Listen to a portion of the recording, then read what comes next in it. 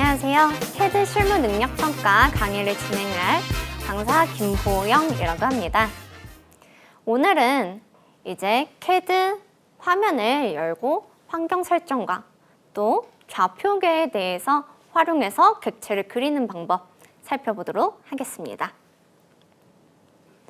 먼저 학습 목표입니다. 사용자의 작업 능률 향상을 위해 환경 설정을 할 수 있다. 그리고 선 객체를 작성하고 제거할 수 있으며 객체 선택 방법에 대해서 이해할 수 있다. 그리고 좌표계를 이해하고 활용하여 객체를 작성할 수 있다입니다. 먼저 사용자의 작업 능률 향상이라고 하는 거는 내가 프로그램을 사용할 때 남이 아니라 본인이 편해야 돼요. 즉 사용자가 편해야 되겠죠. 근데 불편하다면 이 작업 능률이 나오지 않습니다. 오히려 떨어지고 시간이 지체되고 어렵고 힘들어져요. 그렇기 때문에 본인한테 맞는 환경 설정을 할 수 있도록 또는 내 PC를 가지고 작업을 할 수 있지만 다른 PC를 이용해서 작업을 할 때 내게 맞는 이 설정을 할 수 있도록 보도록 할게요.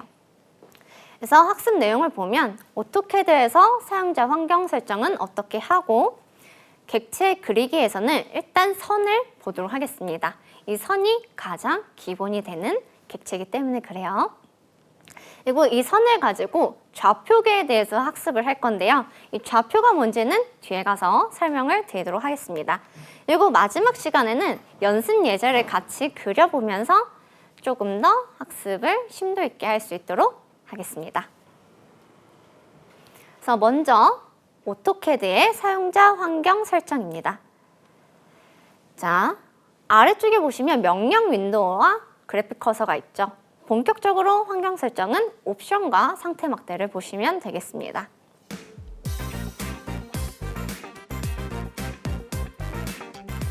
자, 옵션은 명령을 실행하는 방법이 3가지나 있어요.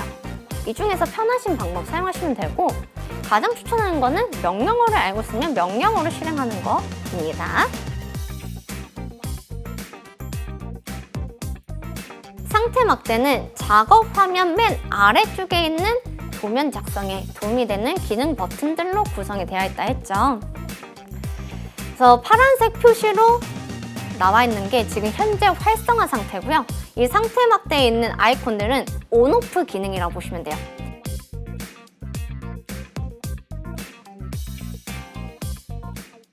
자, 첫 번째, 오토캐드 사용자 환경 설정인데요. 먼저 명령 윈도우. 명령 윈도우는 아래쪽에 있는 네모난 이 박스를 의미해요. 이 네모난 박스에 내가 작업을 지시를 하고 그거에 따른 어떤 작업을 하라 안내를 받습니다. 위쪽에 있는 리본 메뉴를 통해서도 우리가 작업을 지시를 할 수 있는데요. 1강에서 설명드렸듯이 명령어로 작업을 해야지 작업 효율이 조금 더 상승되고 능률이 올라갑니다. 실무에서 이 아이콘으로 사용해도 되는 경우에는 전공이 아니시거나 간단한 작업을 하시는 경우, 그러니까 치수 기입이라던가 이런 작업을 하는 경우에만 사용하시길 바라겠고요. 되도록이면 명령어 기반으로 학습을 하시고 저도 어렵지 않게 강의를 할 테니까 따라와 주시기 바라겠습니다. 그리고 오토캐드 2012 버전 이상에서는 명령어마다 그 안에 또 세부 옵션이 있거든요. 이 옵션을 마우스로 클릭해서 사용이 가능해요. 이 부분은 알아두시고요. 옵션을 알파벳이 있는데 그 알파벳을 입력하거나 또는 마우스를 클릭하거나 둘 중 편하신 방법으로 사용하시면 되겠습니다. 그래서 명령어에서 작업 지시 내역을 명령 프롬프트라고 하는데 이전의 작업을 어떤 작업을 했고 또 이후의 작업은 어떤 작업을 해야 되는지 이 명령 프롬프트를 항상 보고 계셔야 돼요. 그래서 뭔가 내가 작업을 하려는데 안 된다 하면 항상 이 명령 윈도우를 보시기 바라겠습니다. 그리고 모든 명령어는 영문으로 되어 있고요. 대소문자 구분은 없습니다. 이거는 엑셀에서 함수와 비슷하다고 보시면 될 것 같아요. 자, 그래서 이 명령 윈도우에 대해서 간단하게 살펴보도록 하겠습니다. 자, 명령 윈도우 아래쪽을 확대한 이미지고요. 여기에서 이 스패너 버튼 같은 걸 누르면 이게 사용자화라는 버튼인데 여기에서 내가 좀 더 세부 옵션을 설정해 줄 수가 있습니다. 그래서 설정 입력에서는 자동 완성, 자동 수정, 시스템 변수 검색, 컨텐츠 검색 하면서 이렇게 쭉 목록이 나와 있죠. 이것들을 다 표시하겠다라는 설정 옵션이고요.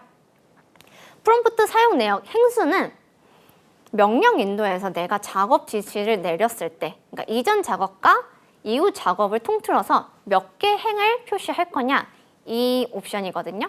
만약에 기본적으로 세 줄이 되어 있는데 세 줄보다 더 많은 작업 내용을 보고 싶다 하면 여기에서 바꿔주시면 되겠습니다. 그리고 검색 입력 옵션을 클릭하면 우측에 떠 있는 창이 나오는데요. 그냥 기본 값으로 사용하시면 되는데 마찬가지로 자동 완성을 사용할 건지 또는 정정 사용을 할 건지, 그러니까 조금 영문에 오타가 나도 가장 근접한 명령어로 이렇게 안내를 해주거든요. 이런 것들을 사용할 건지 이런 옵션을 선택하실 수가 있습니다. 그리고 투명도가 있는데요. 투명해서 잘 안 보이게 하고 싶다라는 경우가 있고 너무 투명해서 안 보인다, 나는 선명하게 보고 싶다 할 때 여기 투명도에서 조절을 해주시면 돼요. 그리고 여기 있는 밑에 있는 옵션 버튼은 조금 다른 거라서 제가 뒤에서 설명드리도록 하겠습니다. 그래서 이 명령 윈도우에서 명령어를 입력을 하고요. 키보드에 있는 스페이스바 또는 엔터 명령을 입력을 하면 그 명령에 대한 작업을 지시를 하게 됩니다. 그리고 이 명령어를 종료할 때는 키보드 왼쪽 상단에 있는 ESC 버튼을 눌러주시면 돼요. 그래서 항상 명령어를 실행할 때는 스페이스바 또는 엔터, 종료할 때는 ESC, 이 두 가지만 기억을 하시면 되겠습니다. 그래서 선을 작성할 때는 선이란 명령어가 라인이거든요. 라인 또는 단축키 L을 이렇게 입력한 다음에 스페이스바 또는 엔터를 입력하면 선이라는 작업을 지시를 하게 되고요. 그거에 따른 작업 지시 내용이 나옵니다. 그리고 종료를 할 때는 ESC 버튼, 이것만 꼭 기억을 해주세요. 그리고 명령 입력란을 꼭 마우스를 클릭해서 명령어를 입력하시는 분들 계시는데요. 굳이 이 명령 윈도우를 클릭하지 않아도 그냥 CAD 화면이 활성화가 되어 있다면 자동으로 명령어가 입력이 됩니다. 그래서 번거롭게 꼭 클릭해서 입력하지 마시고요. 바로 입력하시면 된다는 거 기억을 해주셨으면 좋겠습니다. 왜냐하면 오토캐드는 이런 작은 습관 하나하나까지도 작업 능률에 포함이 돼요. 그렇기 때문에 이걸 꼭 기억을 해주시고요. 가끔 가다가 이 명령 윈도우가 사라지는 경우가 있어요. 나는 아무것도 한 게 없는데 실수로 앞쪽에 있는 X 버튼을 누르거나 아니면 CAD 안에서 여러 오류가 충돌되다가 갑자기 사라지는 경우가 있습니다. 그럴 때는 당황하지 마시고요. 키보드에 있는 컨트롤과 그리고 F9번을 눌러주시면 다시 명령 윈도우가 나타납니다. 다시 숨길 때도 마찬가지예요. 컨트롤 F9 이렇게 누르시면 되겠습니다. 그리고 명령 윈도우 고정 해제 표시 비교인데요. 기본 값은 고정을 안 한 상태예요. 그래서 지금 보는 이 창처럼 보이실 겁니다. 그런데 앞쪽에 있는 이 점점점 있는 곳이 있어요. 얘를 마우스 왼쪽 버튼 클릭한 상태로 화면 아래나 위쪽으로 이동하시면 착 붙으면서 이렇게 진한 네모난 사각형으로 바뀌어요. 그래서 이 명령 윈도우를 고정 상태로 할 건지 아니면 부동 상태로 할 건지에 따라서 또 설정이 가능하세요. 그래서 대부분은 고정된 걸 편애하셔서 고정된 상태를 많이 사용하시는데 처음이시라면 둘 다 아직 편한 걸 모르시니까 제일 내가 보기 편하다 하는 상태로 작업하시면 되겠습니다. 그래서 그 다음은 그래픽 커서에 대해서 설명을 드릴 건데요. 저는 오토캐드에서는 마우스라고 말 안 하고 그래픽 커서라고 말씀드린다고 했죠. 자, 이 그래픽 커서가 우리의 마우스라고 똑같이 생각하시면 되는데 모드가 있어요. 이 모드를 인지하고 계시면 정말 작업할 때 좋습니다. 그래서 설명을 드리는 거예요. 그래서 대기 모드, 위치 지정 모드, 객체 선택 모드 총 3가지가 있습니다. 그래서 대기 모드는 명령어를 입력받을 준비 상태예요. 즉 아무것도 명령어가 실행되어 있지 않다. 나는 객체 선택도 할 수 있고 위치 지정도 할 수 있다. 라는 상태입니다. 그래서 대기 모드일 때는 여기 왼쪽에 있는 그림처럼 십자 모드랑 또 네모난 사각형이 동시에 표기가 돼요. 이때는 정말 아무런 명령이 실행되고 있지 않은 상태라고 보시면 돼요. 그러면 어떤 명령이 실행됐을 때는 이 그래픽 컷의 모양이 바뀌는데요. 대표적으로 2가지가 있습니다. 이 2가지 안에서 결정난다고 보시면 돼요. 자, 처음에 위치 지정 모드가 있어요. 이 위치 지정 모드는 객체를 생성할 때나 또는 위치 좌표를 지정을 할 때나 이런 경우에는 이 십자 모양만 나타나게 됩니다. 어떤 위치를 지정할 때 그때는 이 십자 모양만 나타난다. 이걸 기억해 주시고요. 또는 어떤 객체를 편집할 때 객체를 선택하라 라는 지시가 나와요. 그럴 때는 네모난 아이콘만 이렇게 보인다 라고 인지를 하고 계시면 되겠습니다. 그래서 내가 어떠한 작업 명령을 했는데 안 돼요. 그러면 일단 그래픽 컷을 확인해 보시고 명령 윈도우를 보세요. 이전에 다른 명령이 실행되었을 때는 새로운 명령이 실행이 안 되거든요. 반드시 ESC로 이전 작업은 종료하시고 새로운 작업을 시작하셔야 됩니다. 그래서 명령이 항상 종료가 됐다면 ESC 버튼을 습관적으로나마 이렇게 눌러주시는 게 좋습니다. 자, 그 다음에는 이 명령 윈도우에다가 옵션 또는 단축키 OP를 입력해서 옵션에 대해서 살펴보도록 할게요. 자, 옵션은 명령을 실행하는 방법이 3가지나 있어요. 왜냐하면 그 정도로 기본 설정에 대한 사항이다라는 것이기 때문이에요. 그래서 3가지 방법을 제가 다 알려드릴 텐데 이 중에서 편하신 방법 사용하시면 되고 가장 추천하는 거는 명령어를 알고 있으면 명령어를 실행하는 거입니다. 자, 먼저 응용 프로그램 메뉴. 화면 왼쪽 상단에 ACAD 버튼 누르면 이게 응용 프로그램 메뉴라고 했어요. 이 메뉴 가장 아래쪽에 보면 옵션이라는 버튼이 있습니다. 얘로 실행하셔도 되고요. 또는 우리 앞에서 명령 윈도우를 볼 때 사용자 버튼 누르면 맨 아래 옵션 버튼이 있었죠. 이 버튼을 사용하셔도 되고요. 또는 마지막에 명령 윈도우에다가 옵션 또는 OP라고 입력하시면 자동으로 여기 옵션이 추적이 되죠. 그래서 엔터 하시면 명령이 실행이 됩니다.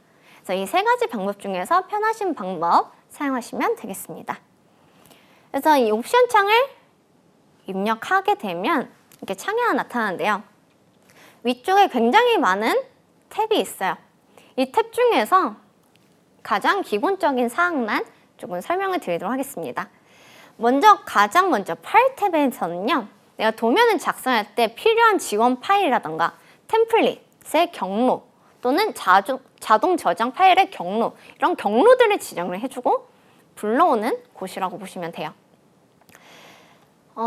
일반적으로는 많이 사용하지 않는다 하시면 자동 저장 파일 위치 이 정도만 알아두셔도 좋습니다. 그래서 여기서 추가하고 제거하실 수가 있어요.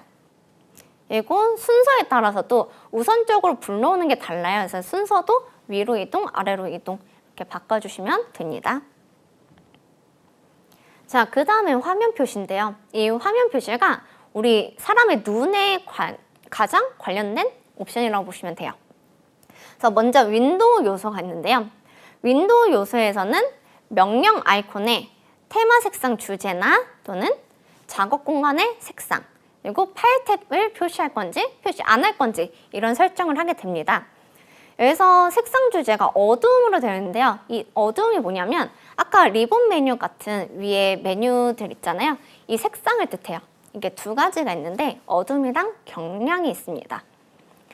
어둠이 기본 상태고요. 경량 같은 경우에는 우리가 화면을 캡처해서 인쇄를 한다고 했을 때 색이 다 까마면 그만큼 잉크도 많이 들어가게 될 거고 잘 보이지 않는 경우도 간혹 있어요.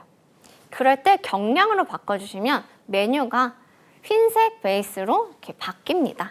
그럴 때를 위한 색상 주제고요. 그냥 기본적으로 어두운 사용하셔도 무방합니다. 그리고 배치 요소 탭인데요. 얘는 CLT 시험에서는 조금 중요해요. 그래서 탭이나 인쇄 영역, 표시 설정을 하는 곳인데 이 배치 요소의 설정에 대한 거는 제가 CLT 시험 문제를 풀 때 다시 한번 안내를 드리도록 하겠습니다. 그리고 표시 해상도가 있는데요. 이 표시는 내가 작업 공간 내에서 작성한 객체를 볼 때 정밀도를 뜻해요. 그러니까 시각적인 표시 설정을 뜻하는 거죠. 이 폴리선 곡선당 세그먼트 8로 되어 있는데 이 값이 낮으면 낮을수록 이 폴리선의 정밀도가 떨어집니다. 그래서 폴리선이라는 거는 또 뒤에서 제가 어떤 건지 설명을 드릴 텐데 이런 게 있다. 그리고 호랑 원이 부드럽게 표현이 될지 아니면 조금 각지게 표현할지 이런 표시 설정들, 시각적인 표현들 그것은 여기서 설정한다라고 보시면 되겠고요. 우리 앞에서 그래픽 커서 봤었어요. 그쵸? 그래픽 커서의 십자선의 크기 이것도 여기 화면 표시 탭에 있는 십자선 크기에서 조절을 해주시면 돼요. 그래서 이 십자선의 크기가 짧으면 짧을수록 짧고요.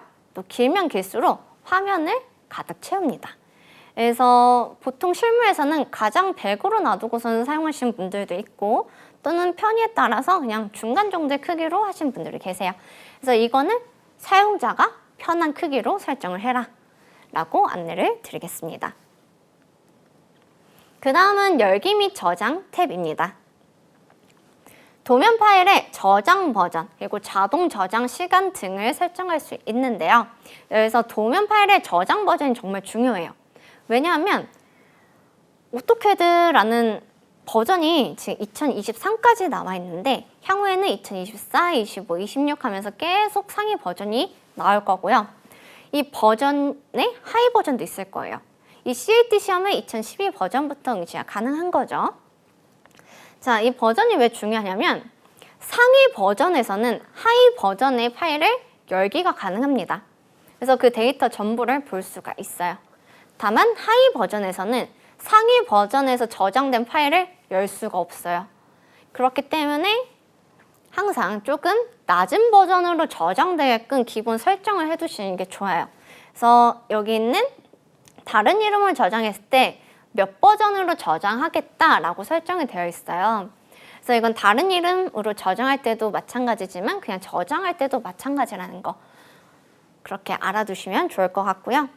또 자동 저장 시간 등을 설정을 하라고 했는데 왜냐하면 이 컴퓨터가 작업에 로드가 조금 걸린다라고 하면 갑자기 다운될 수도 있고요.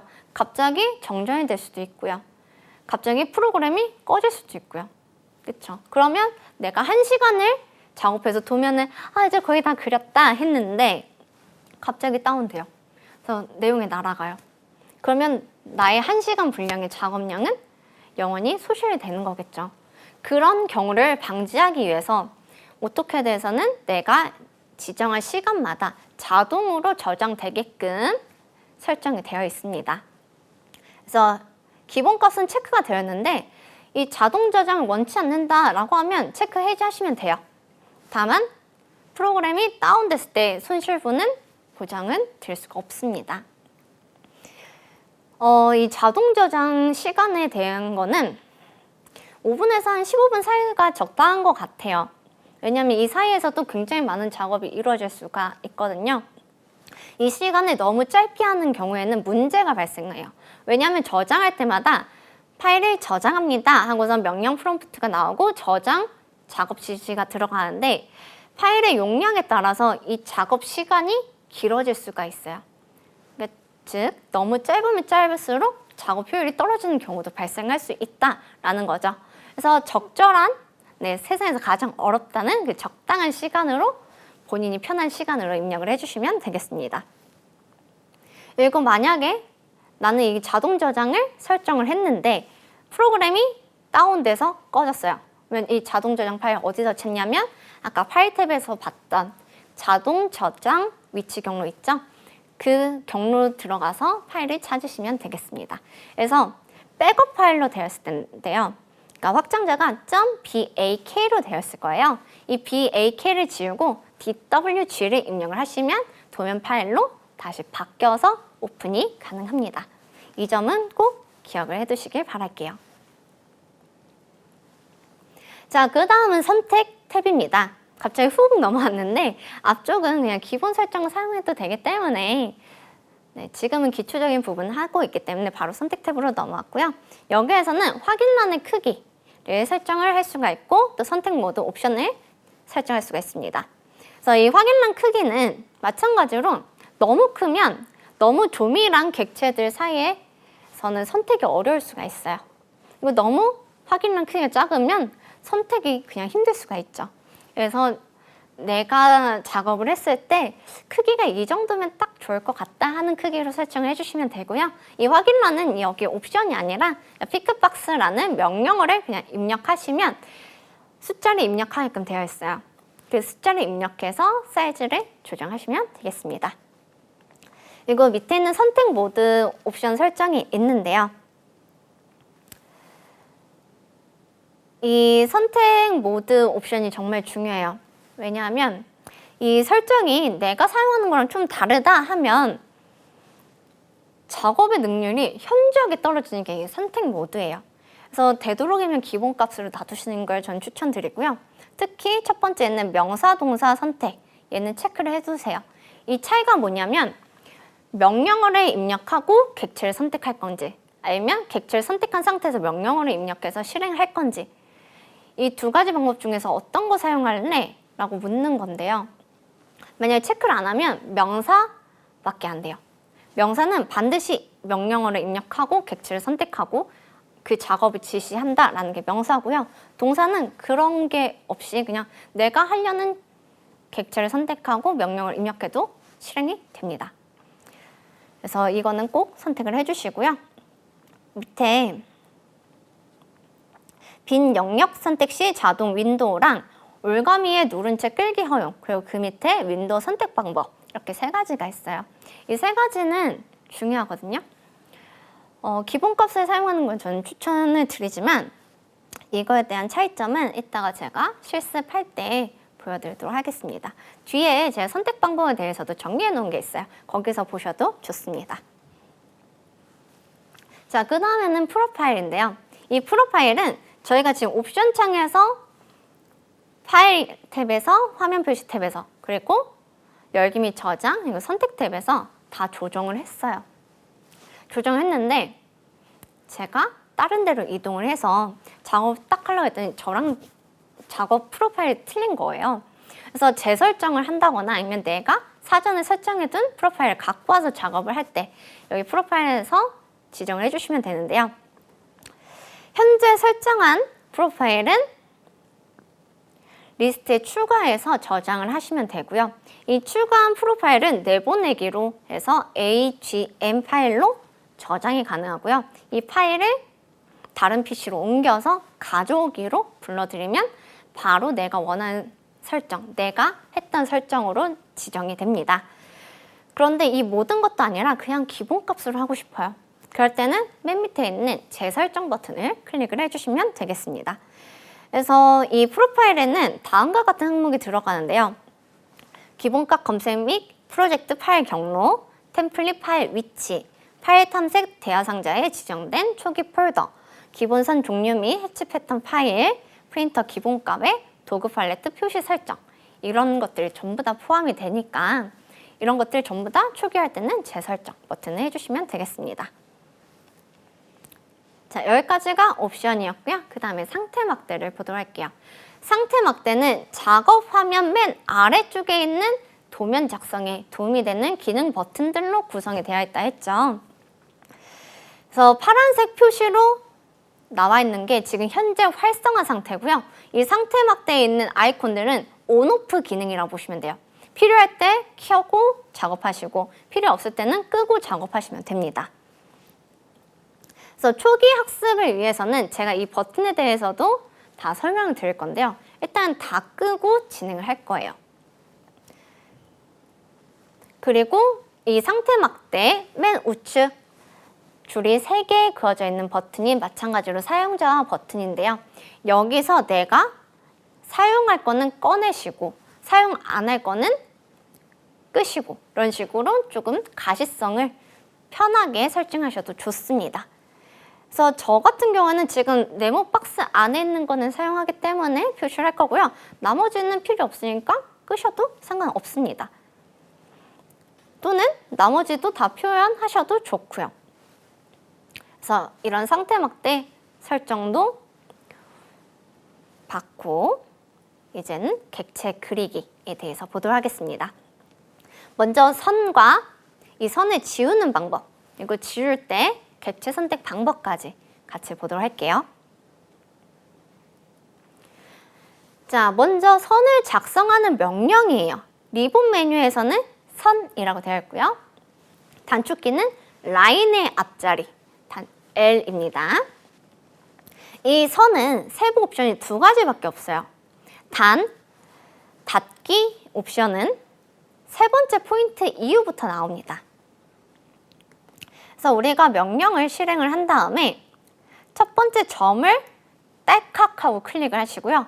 두 번째 점을 딸깍하고 클릭하시면 점과 점을 잇는 선을 이렇게 그려줍니다. 클릭한 상태로 드래그 하시는 게 아니라 그냥 딸깍, 딸깍 해주시면 되고요. 마찬가지로 ESC 버튼 안 누르셨다면 세 번째 점 클릭하면 이렇게 두 번째에서 세 번째 점을 잇는 선을 이렇게 그려줄 거예요. 자, 그러면 이 닫기 옵션은 왜 세 번째 포인트를 지정을 해야지만 나오느냐에 대해서 설명을 드릴게요. 제가 뒤로 가볼게요. 자, 제가 첫 번째 포인트랑 두 번째 포인트 지정을 해서 선을 이렇게 하나 그렸어요. 이 닫기는 처음 점과 마지막 점을 연결해서 닫아주는 기능을 하는데 이미 선이 존재해요. 더 이상 닫을 곳도 없고 닫을 필요가 없어요. 그래서 세 번째 점을 지정을 하면 처음 점과 세 번째 점을 자동으로 이렇게 닫아줄 수가 있겠죠. 그렇기 위한 옵션이기 때문에 첫 번째, 두 번째 점을 지정했을 때는 이 닫기 옵션은 표시가 되지 않아요. 반드시 세 번째 점 이상부터 표시가 된다는 거. 이게 이렇게 큰 각도여도 첫 번째 점, 마지막 점 이렇게 연결해주는 선을 작성을 해줍니다. 그러니까 이것까진 꼭 기억을 해두시면 좋을 것 같고요. 두 번째, 객체를 지우는 명령이에요. 지우개를 이레이저라고 하는데 마찬가지로 단축키 E 또는 이레이즈 입력을 하시면 돼요. 그래서 E 입력하고 엔터, 그리고 내가 지울 객체를 선택해서 또 엔터 이렇게 사용하시면 되는데 항상 이 이레이저로 지우는 것보다 좀 더 간편한 단축키가 있습니다. 뭐냐면 델리트 키예요. 얘는 동사 명령이에요. 이레이저는 명사 명령어라고 하면 이 델리트는 동사 명령어거든요. 먼저 객체를 선택한 다음에 델리트 버튼 누르면 지워집니다. 명사는 명령부터 입력을 한다고 했죠. 근데 동사는 객체부터 선택하고 명령을 입력한다고 했어요. 이 차이점 알고선 쓰시면 되는데 저는 이레이저도 많이 사용하지만 델리트도 더 많이 사용해서 둘 다 알려드리고 있고요. 자, 세 번째는 이제 직교 모드에 대해서 알려드릴 거예요. 이 직교 모드는 상태 막대에 있습니다. 그래서 지우기 다음에 상태 막대 보면 이렇게 표시되어 있는 아이콘이 있어요. 단축키는 F8번이고요. 온오프 기능이죠. 그래서 이 기능이 뭐냐면 수직하거나 수평한 선을 작성할 때 사용하는 기능이에요. 우리가 일반적으로 이 직교 모드가 없을 때는 첫 번째 점, 두 번째 점을 지정했을 때 얘가 수평일 수도 있고 수평이 아닐 수도 있어요. 이 작업 공간 내에는 무수히 많은 위치가 있고요. 아무리 내 눈으로 봤을 때 수평인 것 같아도 수평이 아닐 수도 있습니다. 그래서 수평, 수직 선을 그릴 때는 이 직교 모드를 활용하시는 걸 추천드리는데요. 이 F8번을 활성화하지 않아도 라인 명령을 실행하신 다음에 키보드에 있는 Shift 키를 누른 상태로 좌우로 또는 상하로 움직이시면 수평 수직선을 작성하실 수가 있습니다. 그래서 이거는 알아두시면 되겠고요. 이제 객체 선택 방법에 대해서 보도록 할게요. 객체 선택 방법은 4가지가 있는데 이거는 기본값에 의한 객체 선택 방법입니다. 그래서 가장 먼저 단일 선택. 우리가 그냥 대기 모드 상태나 아니면 명령어 입력하고 객체 딱 하나만 선택할 때 이게 단일 선택이고 포인팅 선택이라고도 해요. 그래서 이거는 그냥 마우스 왼쪽 버튼으로 그 객체를 딸깍 하고선 클릭을 해주시면 됩니다. 자, 그 다음에 창 선택이랑 교차 선택은 헷갈리실 수가 있어요. 그래서 이거는 잘 보시는 게 좋아요. 그래서 창 선택은 윈도우 셀렉트라고도 하는데요. 지금 여기 두 번째 이미지가 창 선택인데 하늘색 영역으로 나와요. 근데 여기 화살표를 제가 그려놨죠.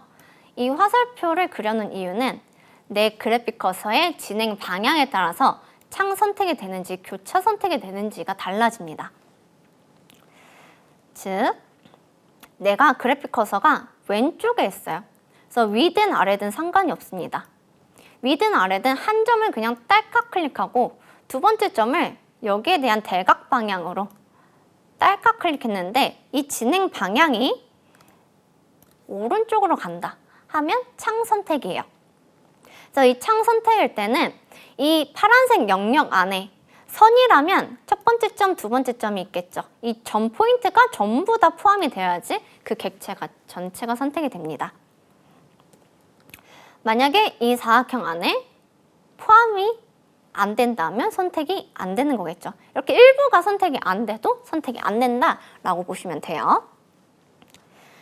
자, 그 다음에는 교차 선택인데요. 교차 선택은 마찬가지로 이렇게 사각형 표시가 나오는데 녹색으로 표시가 되고요. 그래픽 커서가 우측에서 위든 아래든 상관이 없습니다. 왼쪽으로 진행할 때 이렇게 대각 방향 이렇게 진행을 할 때 교차 선택이 되고 이 교차 선택은 창 선택이랑 달리 객체 일부만 포함이 돼도 그 객체 전체가 선택이 돼요. 그래서 지금 제가 전부 다 삐져나오게 선택을 해도 객체 전체가 선택이 된다라고 보시면 되겠습니다. 그리고 우리 아까 선택 모드에서 기본값에 마우스를 누른 채 끌기 하면 올가미 선택 이런 게 옵션이 있었거든요.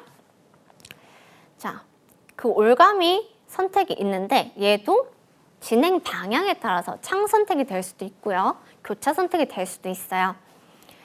그래서 마우스 왼쪽 버튼을 클릭한 상태로 드래그하고 움직이시면 이렇게 올가미가 생겨납니다.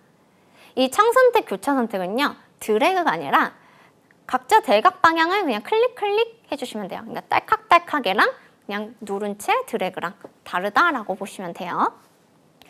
그래서 첫 번째 지정한 점에서 우측 시계 방향으로 간다 하면 창 선택, 왼쪽 반시계 방향으로 간다 하면 교차 선택.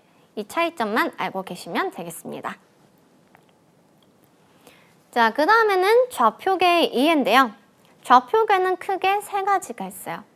이 좌표계 좀 어려우실 수도 있고 많은 분들이 여기에서 포기하시는 경우도 많아요. 근데 어렵지 않거든요. 근데 이게 가장 중요해요. 가장 기초 단계라서 꼭 해야 되는 단계이기 때문에 3가지 알아보고 넘어가도록 하겠습니다. 자, 먼저 좌표란 무엇이냐면요. CAD 작업 공간에서의 위치 정보예요. 이 CAD 작업 공간은요. 다 위치가 정해져 있습니다. 그래서 그 위치에 맞춰서 작업을 할 수가 있고요. 또는 이 좌표계를 여러 개가 있는데 이거를 종합적으로 활용해서 작성을 하실 수가 있어요. 그래서 위치, 길이, 방향 등 정보를 좌표로 입력해서 작성한다. 이게 기본적인 사용 방법이다 라고 알고 계시면 되겠고요. 자, 도면 화면의 왼쪽 하단을 보면 가로 방향으로는 X, 세로 방향으로는 Y라고 표시가 되어 있는 아이콘이 있어요. 얘는 WCS 또는 UCS라고 읽는데 얘가 좌표계의 하나거든요. 현재 내가 도면을 바라보고 있는 방향을 알려주고요. 어디서 시작하고 있는지 그 원점도 알 수가 있습니다. 그래서 그런 정보를 알려주는 거라고 보면 되겠고, 기본적으로는 표준 좌표계가 맞아요. 그러니까 WCS가 맞겠죠. 그래서 작업 공간에 처음부터 그냥 결정된 위치라고 보시면 돼요. 원점은 어디고 원점에서부터 얼만큼 떨어지는 곳은 좌표 몇이다 라고 정해져 있는 게 WCS고요. UCS는 사용자 좌표계예요. 사용자가 편의에 따라서 이 좌표를 옮긴 거예요. 아, 여기 원점 아닌데 너 원점해, 이런 거라고 보시면 되겠습니다. 그래서 사용자가 임의로 설정한 원점, 방향을 UCS라고 한다. 근데 우리는 UCS를 변경하지 않을 거니까 WCS, 절대적인 원점과 방향을 가지고 있다라고 보시면 되겠습니다. 그래서 가로 방향을 X로 볼 거고요. 세로 방향을 Y로 볼 거예요. 그래서 절대좌표부터 보면 형식은 X, Y예요. 라인 명령을 입력하시고 여기서 이제 좌표값을 입력을 해서, 그러니까 가로 얼마, 세로 얼마 이렇게 입력해서 작성을 하시면 되는데, WCS 좌표계의 교차점 있죠. 아까 네모난 표시 나 있는 그 부분이 원점이에요. 0,0,0이라고 보시면 되겠습니다. 왜 0이 하나 더 붙냐면요. 이 작업 공간은 사실상 3차원 공간이에요. 네모난 곳에 내 몸쪽으로 Z축 좌표가 하나 더 있기 때문에 그래요. 그래서 모든 객체의 끝점에 대한 좌표를 UCS 좌표계의 원점에서부터 계산한다라고 보시면 되겠습니다. 여기 UCS가 될 수도 있고 WCS가 될 수도 있겠죠. 그래서 제가 가로로 20mm의 선을 작성한다고 했을 때 원점에서 가로 10, 세로 10mm만큼 떨어져 있고요. 거기서 20mm의 가로선이 있다 하면 원점, 여기가 0,0이랬죠. 여기서부터 첫 번째 점과 두 번째 점을 계산해서 작성하는 방식이에요. 즉, P1의 점은 원점에서부터 가로 10, 세로 10만큼 떨어져 있으니까 10,10 좌표가 될 거고요. P2 점은 자, 가로는 10mm에서 20mm만큼 더해져서 떨어져 있어요. 그쵸? 그러니까 30컴마가 되겠고 Y 방향은 동일하니까 10이 되겠죠. 이런 식으로 원점에서부터 다음 점의 좌표를 계산하는 방식이 절대 좌표라고 보시면 되겠고요. 자, 그 다음에 상대 좌표는요. 원점에서 첫 번째 점까지 떨어진 위치를 몰라요. 그럴 때 사용하시면 돼요. X, Y 앞에 골뱅이가 하나 붙는데 이 골뱅이가 마지막 점을 원점으로 인식하겠다라는 표시라고 보시면 돼요. 그래서 마지막 점에서 다음 점을 계산하시면 돼요. 그래서 P1은 이미 한 점을 지정을 하시고요. 두 번째 점은 이 P1에서부터 X, 가로 방향, Y 방향의 변위를 계산을 해주시면 돼요. 여기서 변위라고 한 거는 얼마만큼 변했냐예요. 그래서 P1은 그냥 그래픽 커서로 이미 한 점 지정하고 골뱅이를 입력을 했기 때문에 P1이 0,0으로 인식을 하겠죠. 그래서 P2의 X, Y는 가로로 20mm만큼 변했고 세로로는 변한 게 없으니까 골뱅이 20,0이 되는 겁니다. 그래서 조금 이제 헷갈리기 시작하시죠. 그래서 실습을 통해서 이거에 대해서 좀 더 알아볼 거고요. 마지막 점에서 양수 음수값에 따라서 진행 방향이 결정이 되는데 이 상대 좌표에만 포함이 돼요. 절대 좌표는 포함이 되지 않습니다. 그래서 마지막 점이 P1이 되겠죠. P1에서 양수값이면 우측으로, 음수값이면 좌측으로, 또 Y값이 양수값이면 위로, 음수값이면 아래로 이렇게 간다. 이거를 꼭 기억을 해두시면 되겠고요. 여기에 이어서 이제 극좌표를 보도록 하겠습니다. 극좌표는 형식이 좀 달라요. 골뱅이 붙는 건 똑같거든요. 다만 길이 하고선 부등호 표시가 있고 각도를 입력을 하게 됩니다. 극이라고 하는 거는 각도를 뜻해요. 그래서 마찬가지로 골뱅이는 마지막 지정점을 원점으로 인식을 하는 거고요. 마지막 점에서부터 좌표를 계산을 하시면 되는데 이때 이 좌표는 길이랑 각도다라고 보시면 돼요. 그래서 기본적으로 마지막 점에서 오른쪽 세시 방향이 0도라고 보시면 되겠고요. 여기에서 반시계 방향으로 플러스 값, 시계 방향으로 마이너스 값의 각도값을 가집니다. 그래서 우측이 항상 0도다. 이거를 기억을 해두시면 되겠고요. 나중에는 제가 이 각도에 대해서 좀 더 상세한 설명을 드릴 거예요. 그때 가서도 이 좌표가 나올 거니까 꼭 기억을 해두시길 바라겠습니다. 네, 이제 연습 예제를 통해서 이제 실습을 해볼 건데요. 자, 연습 예제입니다. 제가 이 예제를 간단하게 설명드리고 시작하도록 할게요. 자, 첫 번째, 도면을 봤어요. 지금 제가 제공하고 있는 게 연습 도면이라고 보시면 돼요. 자, 도면을 봤을 때 이제 내가 어디서 그리면 될까? 어디서부터 시작하면 될까? 시작점을 먼저 대략적으로 파악하시는 게 좋아요. 이거는 정해져 있지는 않습니다. 사용자에 따라서 작성하는 방법은 다르고요. 또 어디가 편한지도 달라요. 그렇기 때문에 내가 편한 곳, 그곳이 시작점이 된다. 저는 기본적으로는 치수가 많은 쪽에서부터 시작하는 걸 추천해 드려요. 그리고 다음 점까지의 작성 방법은 어떤 걸 이용할까? 이거를 대략적으로 생각을 해두시는 게 좋습니다. 여긴 절대좌표일까? 상대좌표일까? 상대극좌표일까? 이것을 고민하셔야 돼요. 그래서 도면을 통해서 제가 설명드리자면요. 저는 왼쪽 아래 끝점을 시작점으로 지정을 할 거예요. 왜냐하면 원점에서부터 가로, 세로 떨어진 위치가 결정이 되어 있기 때문에 정보가 가장 많기 때문에 여기를 시작점을 지정할 거고요. 여기서 이제 사람에 따라서 위로 갈지 또는 옆으로 갈지 달라집니다. 정답은 없어요. 다만 저는 옆으로 먼저 그릴게요. 자, 그럼 두 번째, 제가 다음 점은 무엇으로 그릴까 생각을 하라고 했죠. 두 번째 점은 이 점이에요. 이 점은 절대좌표를 이용하셔도 되고요. 또는 상대좌표를 이용하셔도 되겠죠. 다만 절대좌표는 600에다가 500mm를 더해야 돼요. 그러니까 1100mm가 되는 거고, 상대좌표는 그냥 이 500이라는 치수만 있으면 그릴 수가 있습니다. 그러면 저는 여기서는 상대좌표를 사용을 하면 되겠네요. 자, 세 번째 점은 이 점이 될 거예요. 여기에서는 길이랑 각도가 나와 있습니다. 그쵸? 각도가 있어요. 그러면 상대 극좌표예요. 골뱅이, 길이, 각도를 입력을 하시면 돼요. 자, 네 번째 점. 자, 이 네 번째 점은 어떻게 작성할까요? 상대좌표로 할까요? 아니요, 상대좌표 못해요. 그럼 상대극좌표로 할까요? 아니요, 그것도 안 돼요. 왜냐하면 정보가 부족해요. 두 선 사이의 각도도 모르고요. 이 길이도 모르고요.